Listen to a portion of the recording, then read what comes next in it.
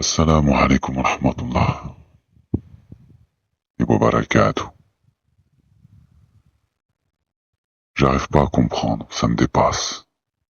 Ce qui se passe, ça me dépasse. C'est comme les problèmes jadis, à l'époque, avec la mère de mes enfants. Tellement que ça me dépassait. C'est presque à en perdre la tête. J'ai passé des seuils, quand je dis des seuils, tu sais, tu peux pas traverser une montagne si t'es pas équipé, si t'as pas le physique, si t'es pas préparé, tu peux pas. C'est pareil en vélo, si tu veux monter une colline, bah ça se prépare physiquement. Tu peux pas, sinon tu vas pas y arriver. C'est pour ça que je parle de seuil, parce que psychologiquement, quand t'arrives à la ligne rouge de ce que tu peux encaisser, après c'est perdre la tête. C'est-à-dire vraiment, tu perds la tête, tu deviens fou. Mais là aujourd'hui, à l'heure actuelle, nous sommes au mois de juillet 2025, avec ce qui se passe en Palestine, à Gaza. Le conflit entre Israël et le Hamas. D'accord? Bon, je vais pas faire l'histoire qui a tort, qui a raison. En vérité, la Palestine a le droit de revendiquer son droit à vivre sur cette terre. Et que les Juifs ne sont pas légitimes là-bas. D'un point de vue, je veux dire, rationnel, hein. Ils sont partis, ils ont quitté cette terre depuis on va dire, des centaines d'années, voire des milliers d'années.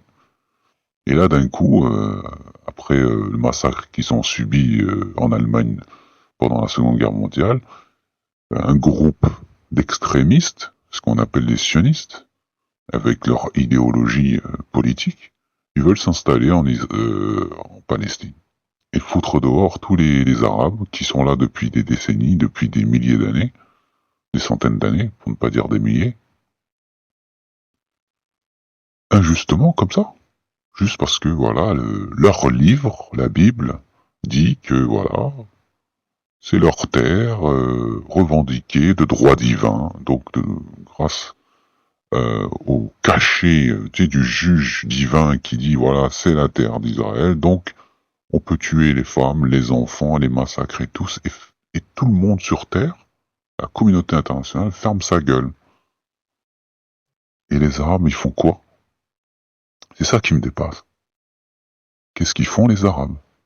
Il y a 23 États arabes, sans compter le nombre d'États musulmans, d'accord, qui ne sont pas ethniquement arabes, mais qui sont musulmans. Donc on est plus que 23, on est beaucoup. Je dis pas de massacrer les juifs, non, parce que c'est interdit de tuer. Par contre, de défendre nos frères, on a le droit de défendre nos frères. Innamal mu'minuna ikhwatun. Dieu dit que le croyant,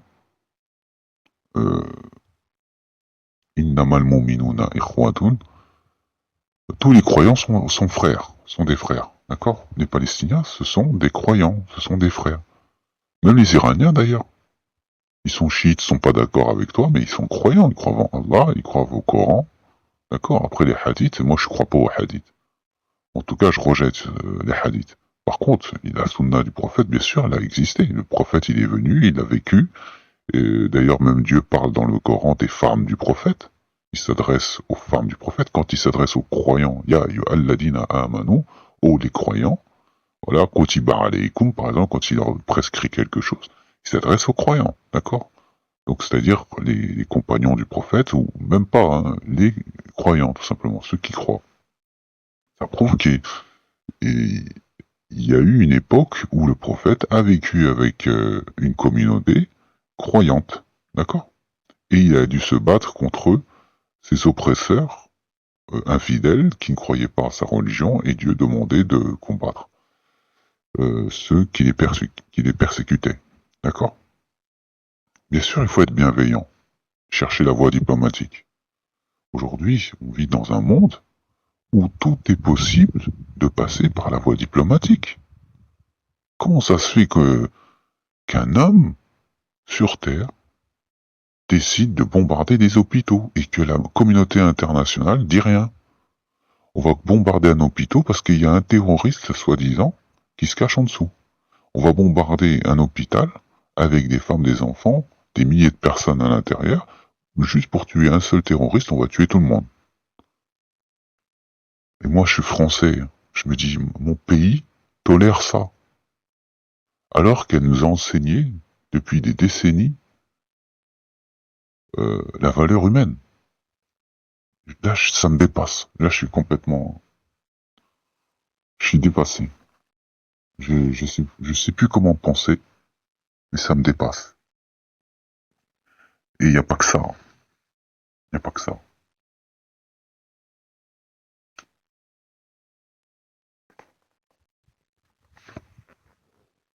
Ce qui me dépasse encore plus, c'est l'inactivité des Arabes, de la communauté musulmane. Parce que quelqu'un de méchant, de mauvais, de raciste, comme Hitler d'ailleurs, tué, on a tous bougé, tout le monde s'est battu. Oui, il y a eu la collaboration, etc. Mais on savait pas que les Juifs étaient persécutés. Il n'y avait pas Internet à l'époque. Donc c'est excusable. D'accord? Quand on te met un couteau sous la gorge, on te dit, bah livre telle personne, sinon on te tue, bah tu vas livrer des personnes. Je pense que les Juifs auraient fait la même chose. On te dit de livrer des Français, tu es juif et on te demande de livrer des Français, sinon on tue ta femme et tes enfants ou on viole ta fille devant toi. Si tu veux pas livrer des Français, je te jure que tu vas livrer des Français. Hein. Je pense que les Juifs auraient fait la même chose et même sans état d'âme, hein, parce que quand on voit aujourd'hui ce qu'ils font à la Palestine, bombarder un hôpital sans état d'âme, moi je pense qu'ils auraient fait pire que les Français à l'époque euh, de la collaboration. Hein. Parce que nous encore on s'est battu contre les Allemands et on a même caché des Juifs. Pour certains Français. Mais là, je vois pas des Israéliens bouger, mais vraiment bouger contre ça. Je vois tous les politiciens qui sont du côté d'Israël. Enfin bref, ça me dépasse. Entre guillemets, la victime, c'est-à-dire les Juifs, Israël, les Juifs, les petits-fils, quoi, les arrière-petits-fils même, de ceux qui ont vécu ce qu'on appelle la Shoah, hein, la grande catastrophe. La victime est devenue le bourreau. C'est eux maintenant les bourreaux qui sont en train de faire du mal. Comme quoi en psychologie, ils ont raison en psychologie, hein, quand ils disent que la victime devient bourreau avec le temps. Hein, on reproduit ce qu'on a vécu dans notre enfance. Bah, l'enfance du peuple israélien, juif, hein, de 1940 à 45, jusqu'à maintenant, bah, on voit que la victime est devenue bourreau. Et pire que le bourreau de l'époque, hein, parce que encore il n'y avait pas internet à l'époque, hein, je te jure.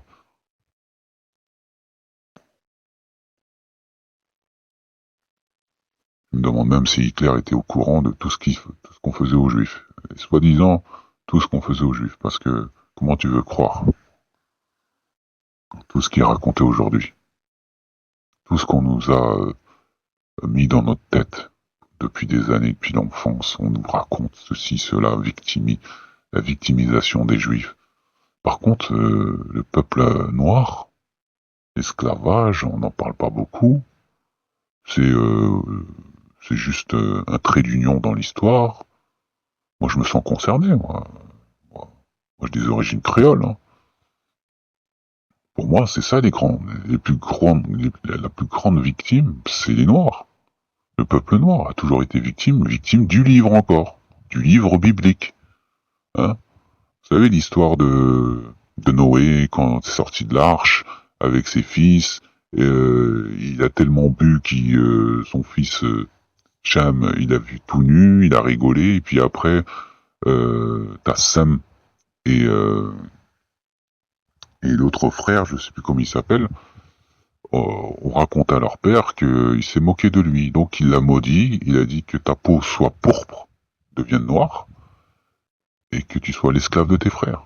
Voilà, depuis ce verset, même si aujourd'hui on peut dire que c'est faux ou quoi que ce soit, mais les chrétiens se sont toujours appuyés sur ce verset pour justifier l'esclavage des Noirs, légitimement, et que le blanc est supérieur au noir.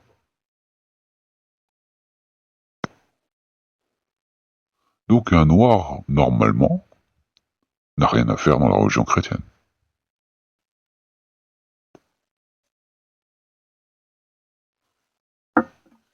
Alors que le Coran propose des solutions. Et même la définition de l'esclave dans le Coran, ça n'a rien à voir avec l'esclave enchaîné. C'est le serviteur. Comme nous, on dit le serviteur de Dieu, l'esclave de Dieu. Parce qu'on dépend de lui, on mange grâce à lui, on est en bonne santé grâce à lui, on vit grâce à lui. Notre destin est lié à la décision de Dieu. C'est ça l'esclave de Dieu, le serviteur de Dieu. Après oui, il y a des injustices, mais Dieu dit que l'homme et la femme sont pareils dans le Coran. C'est écrit dans le Coran. L'homme et la femme sont pareils, sont égaux. D'accord? Et que tous les peuples que Dieu a créés, les êtres humains, euh, nous les avons créés pour qu'ils s'entreconnaissent entre eux. D'accord? Nous sommes tous égaux. Noir, blanc, quand Dieu s'adresse à l'homme, il s'adresse à l'homme, avec un grand H. Il dit pas sauf les noirs. Sinon il aurait dit dans le Coran. Donc les noirs, les blacks, les arabes, les blancs, bref, les croyants, ceux qui croient en Dieu. Et bien sûr, il y avait un contexte à l'époque. Donc il y avait des esclaves, il y avait des nobles, etc. Donc Dieu s'adresse à des gens qui n'étaient pas encore doués, qui n'étaient pas encore civilisés comme aujourd'hui, euh, qui dépendaient de leur maître. Voilà le contexte du Moyen Âge. Ça n'a rien à voir avec aujourd'hui. Une femme ne pouvait pas se balader dans la rue, dans le désert comme ça. Elle se faisait violer, elle se faisait tuer, elle se faisait enlever, je sais pas moi. Aujourd'hui, il y a la police, aujourd'hui, il y a la sécurité, il y a des caméras, il y a tout. Voilà. Même elle peut avoir une arme sur elle pour se défendre, un couteau, je sais pas quoi. Malgré ça, elle peut se faire agresser quand même. Moi, je suis choqué quand je vois tout ce qui se passe. Les hadiths. On va venir aux hadiths. Ce qui me choque aussi, c'est aujourd'hui, on ne peut plus nier que les hadiths, il y a un doute dans les hadiths. Sahih, hein, les hadiths, c'est des propos racontés, soi-disant, attribués au prophète. Et sahih, ça veut dire authentique.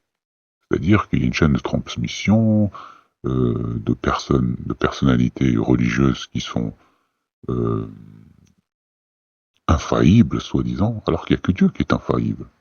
Comment on peut dire que cet homme est infaillible? N'importe qui, même le plus religieux des religieux, infaillible. Même le prophète n'était pas infaillible.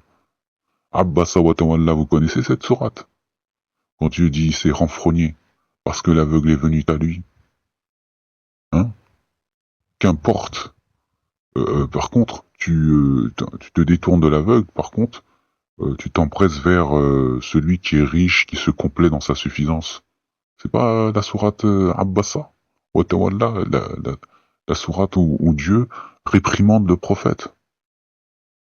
Et quand il lui dit si tu racontes quelque chose autre que le message que je t'ai envoyé, nous te saisirons par la horte et nous te trancherons la horte et nous interromprons la révélation. Si jamais tu racontes autre chose que le Coran, ça c'est dans le Coran, c'est des versets du Coran. Comment ça se fait que vous racontez des hadiths qui ne sont pas de la révélation du Coran, de Dieu? Vous racontez des choses que le prophète vous attribuez au prophète, alors que vos propres hadiths sahih dit le contraire. Parce que vous prenez des hadiths et vous dites c'est authentique, c'est même une deuxième révélation. Donc Dieu il a fait deux révélations montre-moi dans le Coran où Allah il dit qu'il a fait 2 révélations. Mis à part la Torah et l'Évangile qui est mentionné, c'est une continuité, un rappel, le Coran. Comment pouvez-vous dire que les hadiths de Sahih Bukhari Muslim font partie de la révélation? Alors que c'est 200 ans après, hein. Ils ont compilé tout ça, etc. Alors que là, à force d'étudier, j'ai eu cet éveil. Il y a, quelque chose qui s'est éveillé en moi. La lumière, d'un coup, mes yeux se sont ouverts. J'ai vu ce que vous voyez pas. Je vois ce que, avant, je ne voyais pas. J'ai fait la différence aujourd'hui, j'ai tranché en deux, entre le Coran, la révélation, et la tradition musulmane. C'est-à-dire les hadiths avec la sunna. Bien sûr qu'il y a une sunna, puisque le prophète a vécu et a enseigné le message du Coran. Et pas ça, son message à lui personnel. Non. D'ailleurs, les hadiths vraiment sahih, on peut dire vraiment sahih, c'est quand Allah il dit dans le Coran Kul huwa Allahu ahad, par exemple. Kul ya ayyuhal kafirun, par exemple. Ça, c'est des hadiths sahih. D'accord? C'est des propos du prophète dictés par Dieu directement, qu'on peut dire que c'est le Coran, et en même temps un hadith. C'est 2 choses en même temps. C'est le Coran et un hadith en même temps. Puisqu'il lui dit Kul. Là, tu peux dire que c'est un hadith. Et en même temps, c'est la parole de Dieu. Qui répète comme un perroquet, entre guillemets. Avec bienveillance, je le dis. Mais les hadiths que vous racontez, vous attribuez au prophète d'une source venue telle personne qui a rapporté une chaîne de transmission. Je ne dis pas que ces personnes, c'est des menteurs. Attention. Par contre, je dis que ce sont des personnages douteux dans le sens où les hadiths, vos propres hadiths à vous, vont vers le doute. Pourquoi? Parce que le plus éminent de tous les rapporteurs des hadiths, c'est Abu Huraira. D'accord? Chez les sunnites. Ils disent que c'est le plus grand rapporteur de hadiths. Plus de 5000 hadiths il a rapporté. En plus, il est arrivé tardivement dans la magie du prophète. Il l'a connu à la fin de la vie du prophète. Alors qu'Abu Bakr al-Siddiq, le meilleur ami du prophète, n'a pas rapporté plus de 500 hadiths. Et même qu'il n'arrivait pas à dormir la nuit. Jusqu'à ce qu'il les détruise. Pourquoi? Parce que le prophète avait ordonné qu'on n'écrive pas ses propos. Et que seul le Coran doit être transmis. Comment ça se fait que ce hadith existe et que vous ne tenez pas compte de ce hadith? Et vous cherchez, en plus, à argumenter avec les coranistes, soi-disant coranistes. Moi, je suis pas un coraniste, je suis un musulman. Je suis le Coran, même si j'ai du mal à l'appliquer, mais je suis le Coran. Je suis d'accord qu'avec le Coran. Et vous dites que c'est moi le menteur, alors que je suis le Coran. Alors, ça veut dire que le Coran, c'est un menteur, le Coran. Suivre le Coran, c'est d'être un menteur. Alors que c'est la parole de Dieu que je rapporte, c'est tout. Alors que vous rapportez la parole, soi-disant, du prophète, alors vous n'avez aucune certitude, parce que l'être humain est un être faillible. C'est pas un être infaillible, l'être humain. Même le plus religieux, le plus sadek, c'est-à-dire le plus sûr. Est-ce qu'Allah a prononcé le nom d'Abu Bakr al-Siddiq dans le Coran pour nous rassurer que vous pouvez suivre cette personne? Non. Ni Omar ibn Khattab n'est pas mentionné dans le Coran. Allah parle des femmes du prophète par contre. Que les femmes du prophète ce sont vos mères. Là par contre c'est authentique. Là il n'y a pas à discuter, il n'y a pas de débat.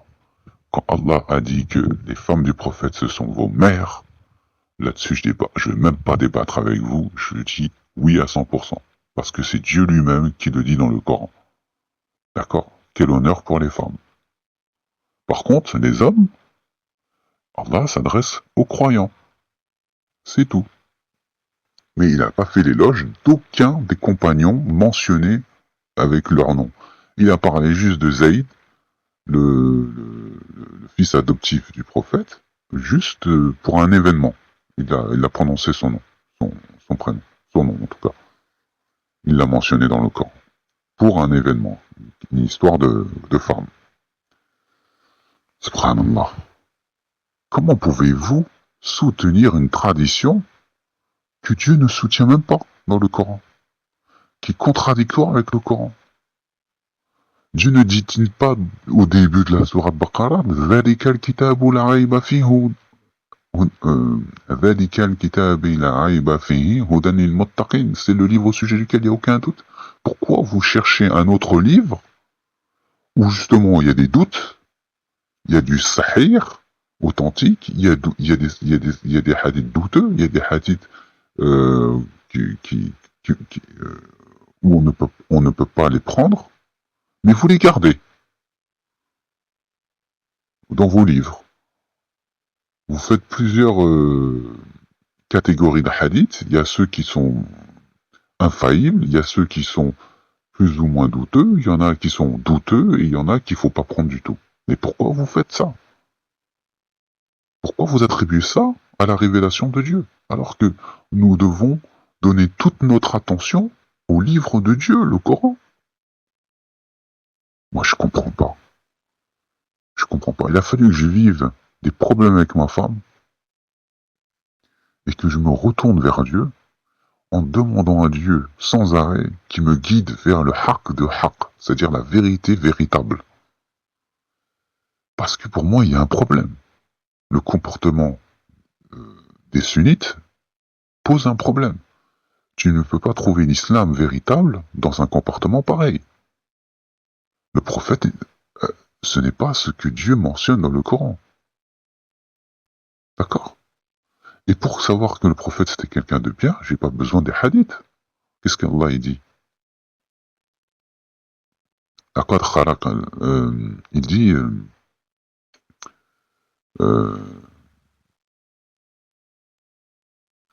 sourate Al-Qalam. Noun wal qalam. A'udhu billahi minash shaitanir rajim. Bismillahir-rahmanir-rahim. Bismillahir-rahmanir-rahim. نون والقلم وما يسطرون ما أنت بنعمة ربك بمجنون وإن لك لأجرا غير ممنون وإنك لعلى خلق عظيم. Donc il s'adresse au prophète en disant tu es d'un comportement imminent, très bon comportement. Pourquoi je vais aller voir les hadiths? C'est bon, ça y est. Dieu dit que le prophète c'est une très bonne personnalité, une très bonne personne. Et qu'il aura une récompense jamais interrompue. D'accord? Et qui n'est pas fou.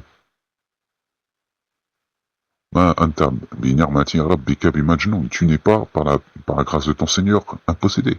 Donc, on peut suivre le prophète, mais ceux de l'époque suivaient le prophète quand il était vivant. Atirullah wa atirur rasoul, c'est vrai. D'ailleurs, quand Allah dit atirullah wa atirur rasoul, il dit obéissez à Dieu et obéissez aux messagers. Il dit pas obéissez aux prophètes. Et il dit obéissez au messager, c'est-à-dire le message du messager. Le message, c'est quoi? C'est le Coran.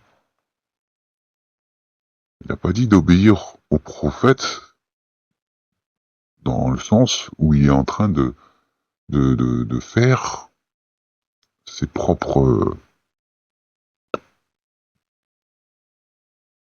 discours personnels. Non, c'est le message.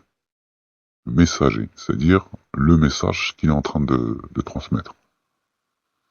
Il est un parfait exemple. Donc l'exemple du prophète, c'est l'exemple de ce que Dieu a montré dans le Coran à travers les autres prophètes. Est-ce qu'on a des hadiths de Abraham? Est-ce qu'on a des hadiths de Moussa? Est-ce qu'on a des hadiths de Isa? L'évangile, il y a un doute. Oui, on est obligé de dire qu'il y a un doute. Pourquoi? Parce que Allah dit Injil, un évangile. Il n'a pas dit 4 évangiles. D'accord? Et d'ailleurs, il n'y a pas que 4 évangiles. Parce que selon l'Église catholique, il y a 4 canoniques, c'est-à-dire officiels, reconnus par l'Église catholique, et il y a 80 apocryphes, c'est-à-dire qu'ils sont rejetés par l'Église. Donc ce sont aussi des évangiles. Comment ça se fait qu'il y a plus de 80? C'est-à-dire si on compte les 4 plus les 80, ça fait 84 évangiles. Donc Dieu n'a pas révélé 84 évangiles à Jésus, il en a révélé un seul. La Torah, c'est pareil. Il a révélé la Torah, mais qu'est-ce qu'il a fait à travers le Coran? Il a fait un rappel de la Torah, confirmant ce qui a été révélé, et en même temps, il remet les pendules à l'heure. Vous dites que Salomon était un menteur ou il était mécréant. Allah, il dit Salomon n'a jamais été mécréant. Donc c'est Dieu, et Dieu il a le droit d'envoyer un message, un livre, avec un prophète, pour remettre les pendules à l'heure. Pourquoi ça choquerait les gens que Dieu, puisqu'il voit que vous êtes en train de vous égarer, décide d'envoyer un messager, un prophète, pour remettre les pendules à l'heure?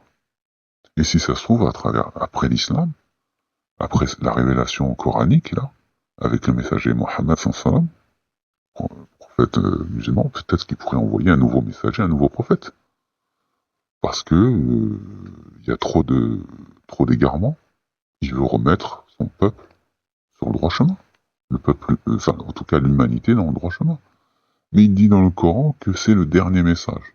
Alors va traduire la langue arabe dans le sens réel en français. Des fois même souvent les Arabes ne comprennent pas l'arabe littéraire. Le sens des mots qui ont été rapportés il y a 14 siècles. Parce qu'un mot peut être compris aujourd'hui d'un nouveau sens et d'un sens dans le sens de l'époque a été compris dans un sens différent. C'est ça la problématique. En même temps, c'est pour ça que Dieu, en même temps, moi j'estime, je me dis, Allahu A'lam, bien sûr c'est Dieu qui sait mieux, mais quand Dieu insiste, quand le Coran commence par Bismillahir-Rahmanir-Rahim, au nom de Dieu le clément, le très miséricordieux, parce qu'il sait très très bien, Allah, Dieu sait très très bien que nous sommes tous, nous subissons tous, les êtres humains, la problématique de l'influence des gens qui nous entourent, des transmetteurs du message, des transmetteurs de la religion, de la tradition. Mais la chose la plus importante qu'il faut comprendre dans le message divin, puisqu'il y a des doutes dans tout, même sur le Coran, il y a des doutes. Si vous suivez la tradition musulmane de fond en comble, vous allez trouver des hadiths de Abdallah ibn Mas'ud, par exemple, un des compagnons imminents du prophète, secrétaire du prophète qui, quand le prophète recevait une révélation, il le recopiait. Il dit que Bismillahir-Rahmanir-Rahim ne fait pas partie du Coran. Il dit que Surat Fatiha ne fait pas partie du Coran. Il dit que les 3 dernières sourates du Coran, là, Qul a'udhu bi rabbil falaq, Qul a'udhu bi rabbin nas, Qul huwa Allahu ahad, ne fait pas partie du Coran. Que ça a été un rajout. Ce sont des prières, mais qui ont été rajoutées dans le Coran. Comment voulez-vous, moi en tant que converti, faire confiance aux Arabes? Comment voulez-vous trouver une stabilité religieuse avec toutes ces divergences, avec toutes ces problématiques, avec chacun a raison, chacun donne son avis, chacun a ses arguments? Comment voulez-vous? Moi j'ai confiance en Dieu.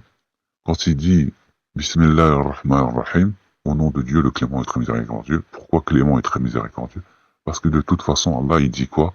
Il dit qu'il pardonne tout sauf l'association. Et c'est vrai, dans la Torah vous trouverez tu n'as pas d'autre Dieu devant ma face.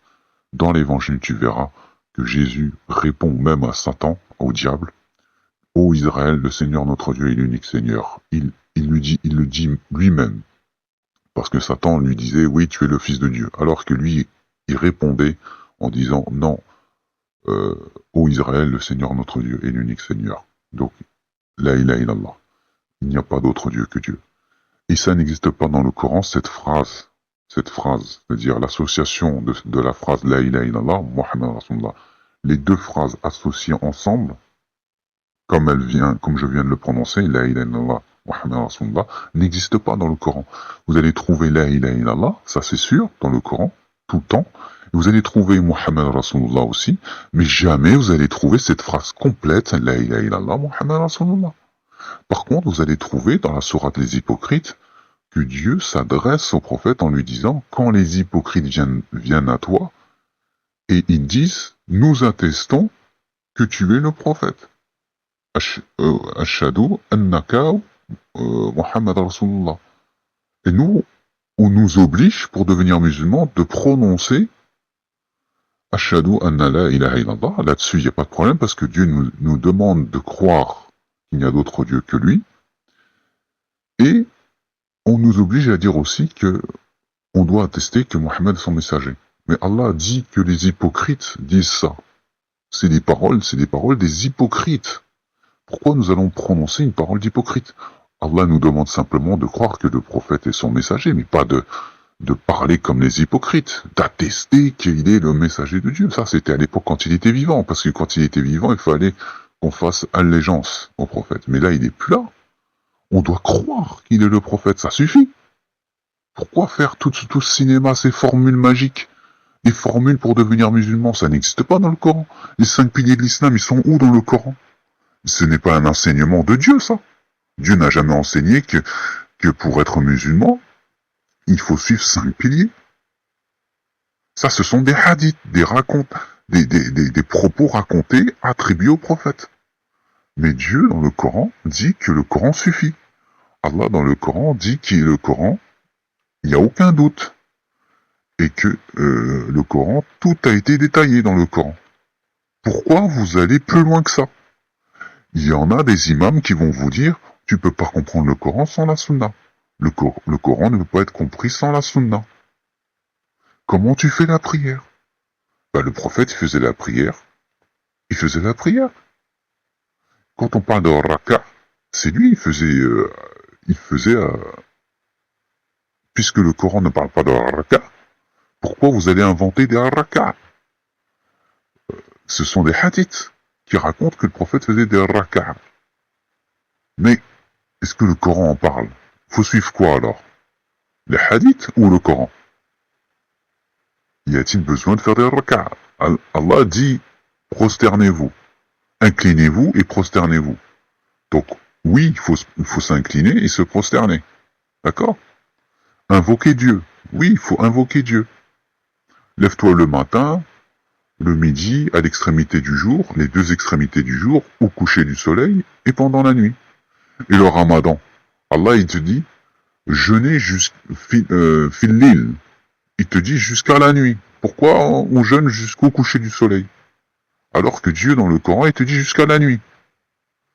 Non, ils vont te dire c'est les hadiths, il faut suivre le prophète. Donc tu suis le prophète imaginaire, puisque il n'est plus là. Ce sont des livres que vous suivez, des propos.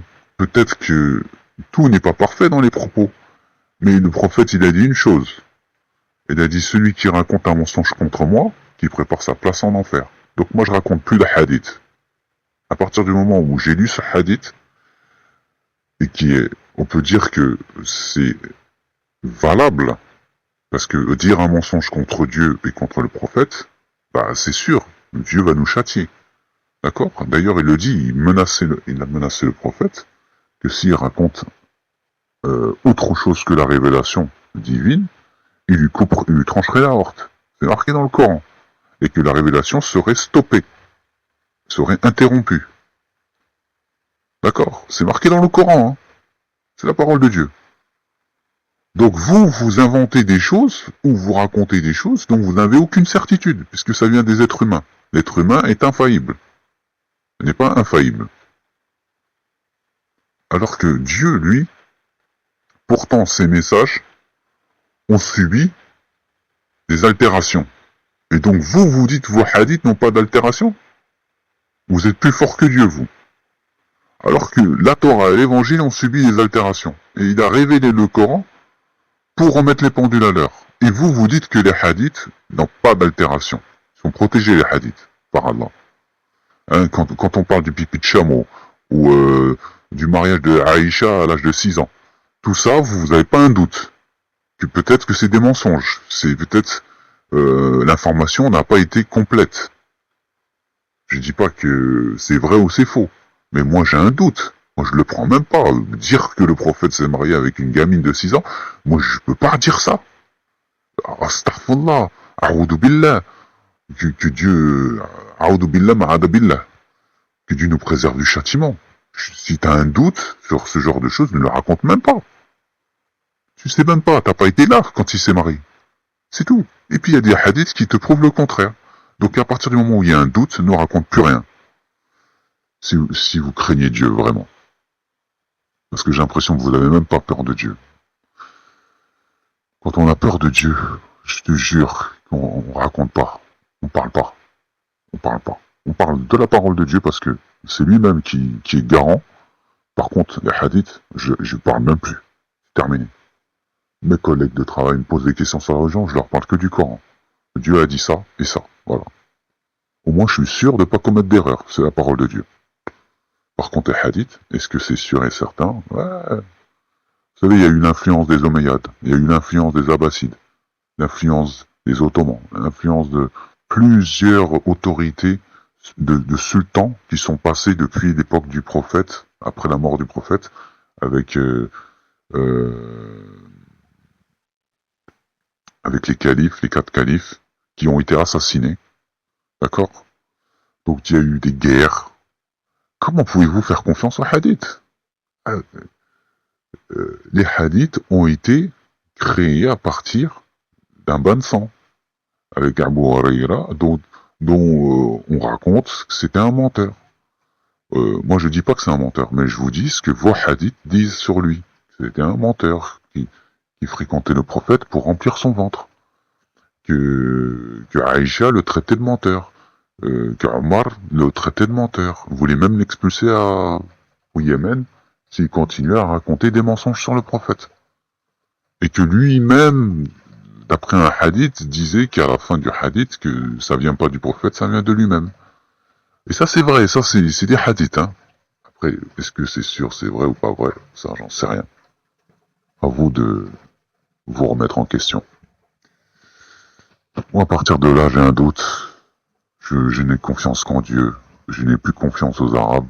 Malheureusement, c'est pas que j'ai pas confiance aux Arabes parce que ils sont malhonnêtes. Non, c'est vous transportez une tradition qui n'a plus lieu euh, d'être de manière rationnelle. Il faut tout remettre sur la table et tout réétudier, tout revoir de fond en comble.